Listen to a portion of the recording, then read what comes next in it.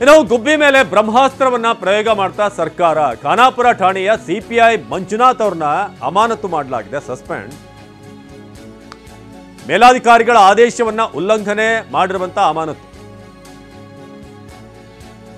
ಆರೋಪಿಗಳನ್ನ ಹೊರತುಪಡಿಸಿ ಬೇರೆಯವರನ್ನ ಬಿಟ್ಟಿದ್ದೀರಿ. ಖಾನಾಪುರ ಸಿಪಿಐ ಅಮಾನತಿಗೆ ಕಾರಣ ನೀಡಿದಂತ ಐಜಿಪಿ.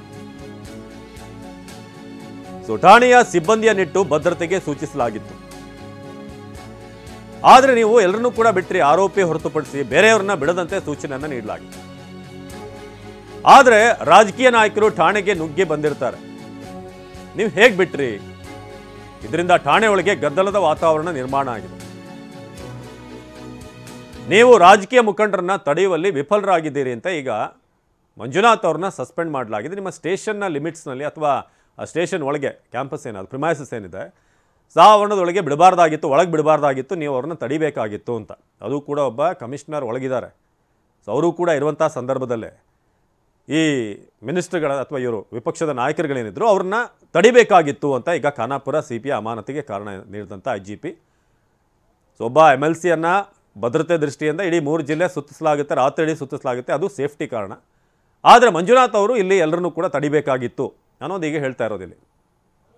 ಇಡೀ ಪೊಲೀಸಲ್ಲಿ ಇರುವಂಥ ಅಧಿಕಾರಿಗಳೆಲ್ಲ ಸಿಟಿ ರವಿ ಅವ್ರನ್ನ ಸೇಫ್ ಮಾಡೋಕ್ಕೆ ಸುತ್ತಾಡುವಂಥದ್ದು ಒಂದು ಕಡೆ, ಇನ್ನೊಂದು ಕಡೆ ಈಗ ಸ್ಟೇಷನ್ಗೆ ಬಂದಂಥ ನಾಯಕರನ್ನ ನೀವು ಹೇಗೆ ಒಳಗೆ ಬಿಟ್ರಿ ಅನ್ನೋದು ಮತ್ತೊಂದು. ಅಂದರೆ ಎರಡು ಕಾಂಟ್ರಾಸ್ಟ್ ಹೇಗಿದೆ ಅಂತ ನೀವು ಗಮನಿಸ್ಬೋದು. ಹೇಗೆ ಖಾನಾಪುರ ಸಿಪಿಐ ಅಮಾನತಿಗೆ ಕಾರಣ ನೀಡಿದಂಥ ಐಜಿಪಿ, ಮೇಲಾಧಿಕಾರಿಗಳ ಆದೇಶ ಉಲ್ಲಂಘನೆ ಅಂತ ಈಗ ಮಂಜುನಾಥ್ ಅವ್ರನ್ನ ಸಸ್ಪೆಂಡ್ ಮಾಡಲಾಗಿದೆ. ಸೊ ಆರೋಪಿಗಳನ್ನು ಹೊರತುಪಡಿಸಿ ಬೇರೆಯವ್ರನ್ನ ಯಾಕೆ ನೀವು ಒಳಗೆ ಬಿಟ್ರಿ? ಸಭೆ ಮಾಡೋಕೆ ಯಾಕೆ ಬಿಟ್ರಿ? ಯಾರು ಪರ್ಮಿಷನ್ ಕೊಟ್ಟವ್ರು ನಿಮಗೆ?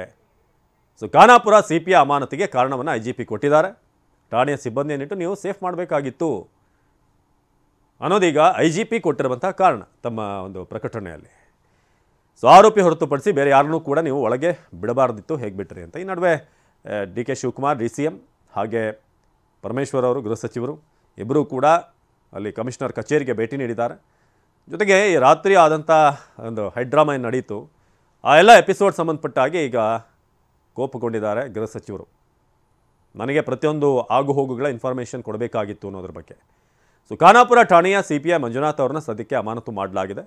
ಇದೆಲ್ಲ ಒಂದು ಕಡೆ ಸರ್ಕಾರ ಕೊನೆಯದಾಗಿ ಯಾರೂ ಸಿಕ್ಕಿಲ್ಲ ಅಂತ ಮಂಜುನಾಥ್ ಅವ್ರ ಮೇಲೆ ಬರೆ ಹಾಕೋಕೆ ಹೊರಟಿದ್ಯಾ? ಸೊ ಆರೋಪಿಗಳನ್ನು ಹೊರತುಪಡಿಸಿ ಬೇರೆಯವ್ರನ್ನ ಯಾಕೆ ಬಿಟ್ಟಿದ್ದೀರಿ ಅಂತ. ಸೊ ಬೆಳಗಾವಿಯಲ್ಲಿ ಆದಂಥ ವಿಚಾರ, ಸುವರ್ಣಸೌಧದಲ್ಲಿ ಏನು ಮಾತು ಆಯಿತು, ಅದಾದಮೇಲೆ ಸಿಟಿ ರವಿ ಅವ್ರನ್ನ ಅರೆಸ್ಟ್ ಮಾಡಲಾಯಿತು. ಒಂದೊಂದೇ ಸ್ಟೇಷನ್ಗಳನ್ನ ಅವ್ರನ್ನ ಸೂಚಿಸಿದ್ರು. ಆರಂಭದಲ್ಲಿ ಲಕ್ಷ್ಮೀ ಹೆಬ್ಬಾಳ್ಕರ್ ಅವರ ಬೆಂಬಲಿಗರು ಹೆಚ್ಚಾಗಿರುವಂಥ ಸ್ಟೇಷನ್ ಅಂತ ಅಲ್ಲಿಂದ ಶಿಫ್ಟ್ ಮಾಡಲಾಯಿತು. ಅಲ್ಲಿಂದ ಖಾನಾಪುರಕ್ಕೆ, ಖಾನಾಪುರದಿಂದ ಮತ್ತೆ ಅಲ್ಲೂ ಕೂಡ ಸೇಫ್ ಅಲ್ಲ ಅಂತ ಮತ್ತೆ ಅಲ್ಲಿಂದ ಮುಂದೆ ಹೋದರು. ಕಾರಣ ಕೇಳಿದ್ದಕ್ಕೆ ನಾಯಕರುಗಳು, ಪೊಲಿಟಿಕಲ್ ಲೀಡರ್ಸ್ ಬಂದರು, ಮೀಡಿಯಾದವ್ರು ಬಂದರು. ಸೊ ಹಾಗಾಗಿ ಪ್ರತಿಯೊಂದು ಇನ್ಫಾರ್ಮೇಷನ್ ಗೊತ್ತಾಗ್ತಾ ಇತ್ತು. ಆ ಕಾರಣಕ್ಕೆ ನಾವು ಸೇಫಾಗಿರಿಸೋದಕ್ಕೆ ಅವ್ರನ್ನ ಬೇರೆ ಬೇರೆ ಕಡೆಗೆ ಶಿಫ್ಟ್ ಮಾಡಿದ್ವಿ ಅನ್ನೋದು ಈಗ ಎಡಾ ಮಾರ್ಟಿನ್ ಅವರು ಕೊಟ್ಟಿರುವಂಥ ಹೇಳಿಕೆ. ಜೊತೆಗೆ ಒಬ್ಬ CPIನನ್ನು ನಾವು ಸಸ್ಪೆಂಡ್ ಮಾಡ್ತಾ ಇದ್ದೀವಿ ಈ ಕೇಸ್ಗೆ ಸಂಬಂಧಪಟ್ಟ ಹಾಗೆ ಅಂತ. ಆದರೆ ಇಲ್ಲಿ ಪ್ರಶ್ನೆ, ಸುವರ್ಣಸೌಧಕ್ಕೆ ನುಗ್ಗಿ ದಾಂಧಲೆ ಮಾಡಿ ಅಲ್ಲಿ ಒಬ್ಬ ಜನಪ್ರತಿನಿಧಿಗೆ ಅಲ್ಲಿ ಹಲ್ಲೆ ಮಾಡೋಕೆ ಹೊರಡಂಥ ಸಂದರ್ಭದಲ್ಲಿ ಅಲ್ಲಿದ್ದಂಥ ಭದ್ರತಾ ಸಿಬ್ಬಂದಿ ಯಾರು ಹಲ್ಲೆ ಮಾಡೋಕೆ ಬಂದಿದ್ದಾರೆ, ಯಾವುದೇ ಪಕ್ಷ ಆಗಿರಲಿ ಅದನ್ನು ಬಿಟ್ಟು ನಾವು ಹೇಳ್ತಾ ಇರೋದು, ಯಾರೇ ಬೆಂಬಲಿಗರು ಹೋಗಿ ಹಲ್ಲೆ ಮಾಡಿದ್ರು ಕೂಡ ನಾವು ಪ್ರಶ್ನೆ ಮಾಡೇ ಮಾಡ್ತೀವಿ. ಅವ್ರ ಮೇಲೆ ಯಾಕೆ ಇನ್ನೂ ಕೂಡ ಆಗಿಲ್ಲ ಅನ್ನೋದು ಈಗ ಸಹಜವಾಗಿ ಬೆಳಗಾವಿ ಜನನೇ ಕೇಳುವಂಥ ಪ್ರಶ್ನೆ ಇದು. ಸೊ ಖಾನಾಪುರ CPI ಏನಿದ್ದಾರೆ ಇವ್ರ ಮೇಲೆ ಈಗ ಆ್ಯಕ್ಷನ್ ಆಗಿದೆ. ಆದರೆ ಉಳಿದಂಥವ್ರ ಮೇಲೆ ಯಾವಾಗ ಆ್ಯಕ್ಷನ್ ಆಗುತ್ತೆ ಅನ್ನೋದು ಈಗ ಕಾದು ನೋಡಬೇಕಾದಂಥ ವಿಚಾರ, ಅಥವಾ ಇಲ್ಲಿಗೆ ಮುಕ್ತಾಯ ಆಗುತ್ತಾ ಇದು ಅಂತ.